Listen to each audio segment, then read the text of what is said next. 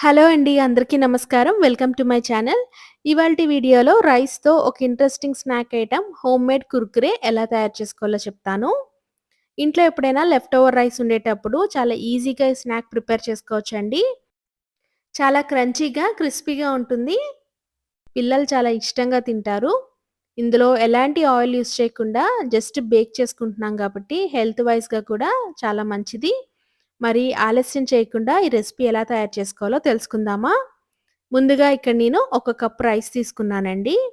So, ఈ రైస్‌ని మనం ఒక మిక్సర్ జార్‌కి ట్రాన్స్‌ఫర్ చేసుకుందాము.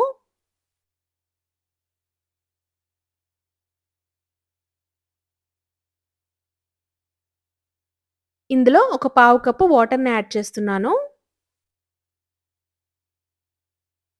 తర్వాత ఇందులో half teaspoon salt add చేస్తున్నానండి. తర్వాత ఒక చిన్న క్యూబ్ అంత సైజు బటర్‌ని యాడ్ చేస్తున్నాను. ఇప్పుడు ఈ మిశ్రమం అంతా గ్రైండ్ చేసుకుందాము. ఇలా స్మూత్‌గా ఫైన్ పేస్ట్‌గా గ్రైండ్ అవ్వాలండి. ఎక్కడ కూడా రైస్ పార్టికల్స్ లేకుండా చాలా స్మూత్‌గా గ్రైండ్ చేసుకోవాలి. ఇలా పర్ఫెక్ట్ కన్సిస్టెన్సీ రావాలండి.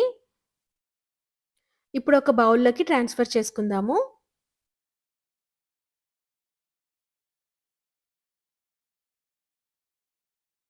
ఇప్పుడు ఇందులో పావు కప్పు బియ్యపు పిండిని యాడ్ చేస్తున్నాను.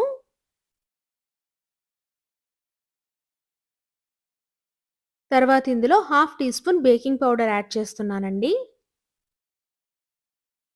మొత్తం అన్నీ బాగా కలిసేలాగా కలుపుకోవాలి. ఫైనల్లీ మనకి కన్సిస్టెన్సీ జారుగా కాకుండా థిక్‌గా ఇలా చూపిస్తున్నట్టుగా వస్తుందండి. ఇప్పుడు బేకింగ్ చేసుకోవడానికి టిన్స్ తీసుకొని మనము ఆయిల్‌తో గానీ, ఘీతో గానీ గ్రీస్ చేసుకుందాము. చేతికి కొద్దిగా ఆయిల్ గానీ, ఘీ గానీ అప్లై చేసుకొని, మనం ప్రిపేర్ చేసుకున్న రైస్ పేస్ట్‌ని చిన్న చిన్న బాల్స్‌లా తీసుకొని, ఇలా రౌండ్ షేప్ ఫార్మ్ చేసుకోవాలండి. ఇలా స్మూత్‌గా రౌండ్ షేప్ ఫార్మ్ అయిన తర్వాత, వర్టికల్‌గా ఇలా రోల్ చేసుకుంటూ కుర్కురే షేప్‌ని ఫార్మ్ చేసుకోవాలి. కుర్కురే మనకి ఇర్రెగ్యులర్‌గా ఉంటుంది కాబట్టి, ఇలా వర్టికల్‌గా రోల్ చేసుకుంటూ ఇర్రెగ్యులర్‌గా షేప్స్ ప్రిపేర్ చేసుకోవాలండి. ఇదే విధంగా అన్ని కుర్కురే షేప్స్ ఫార్మ్ చేసుకుందామండి. ఇలా షేప్స్ ఫార్మ్ చేసుకుంటున్న ప్రతిసారి చేతికి ఆయిల్ గాని, ఘీ గాని అప్లై చేసుకోవాలండి. అప్పుడే మనకి ఫినిషింగ్ చాలా స్మూత్‌గా వస్తుంది. చేతికి ఎక్కడా కూడా స్టిక్ అవ్వకుండా చాలా త్వరగా ప్రిపేర్ చేసుకోవచ్చండి. సో, ఇలా అన్నీ ప్రిపేర్ చేసుకొని బేకింగ్ టిన్స్‌లో నేనిలా 1 సెంటీమీటర్ గ్యాప్‌తో ఇలా అన్నీ ప్లేస్ చేసుకున్నానండి. ఇప్పుడు వీటిని మనం బేక్ చేసుకోవాలి. బేకింగ్ చేసుకోవడానికి 325 డిగ్రీస్ ఫారెన్‌హీట్‌లో అవెన్‌ని ప్రీహీట్ చేసుకోవాలి. ప్రీహీట్ చేసుకున్నాక 25 మినిట్స్ టైమర్ సెట్ చేసుకొని, ఒకవైపు బేక్ చేసుకోవాలండి. 25 మినిట్స్ తర్వాత మరొక వైపు టర్న్ చేసుకొని, మరొక 20 లేదా 25 మినిట్స్ ఎక్స్‌ట్రా టైమ్ బేక్ చేసుకోవాలి.